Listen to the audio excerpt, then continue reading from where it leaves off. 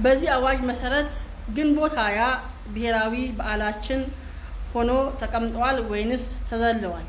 እንዴት ዋላችሁ? ጠበቃና የህግ አማካሪ ሲናን ግርማ ነኝ። በዚህ አዋጅ መሰረት እንግዲህ ምንድነው ይህ አዋጅ የህዝብን ብሔራዊና ሃይማኖታዊ በዓላትን የሚደነግግ አዋጅ ነው። ቁጥሩም 1334/2016 ይባላል። በዚህ አዋጅ ላይ ያሉት በዓላት ወይ የሃይማኖት ናቸው ወይ ደግሞ ብሔራዊ በዓላት ናቸው። ካላንደር የሚዘጋቸው አሉ፣ ታስቦ የሚውሉ ደግሞ አሉ። ካላንደር የማይዘጋቸው ስራ እየተሰራ የሚውሉ አሉ ታስበው። ካላንደር ዘግቷቸው ደግሞ ስራ የማይሰራባቸው በዓላቶች አሉ ማለት ነው። እዚህ ላይ እንግዲህ ግንቦት 20 የለም።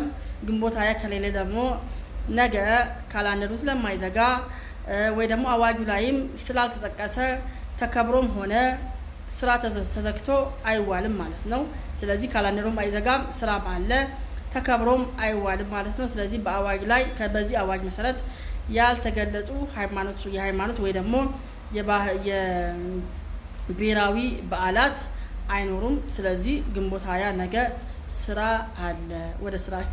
በስራችን ገበታ ላይ እንገኝ ለማለት ነው። አመሰግናለሁ። ደህና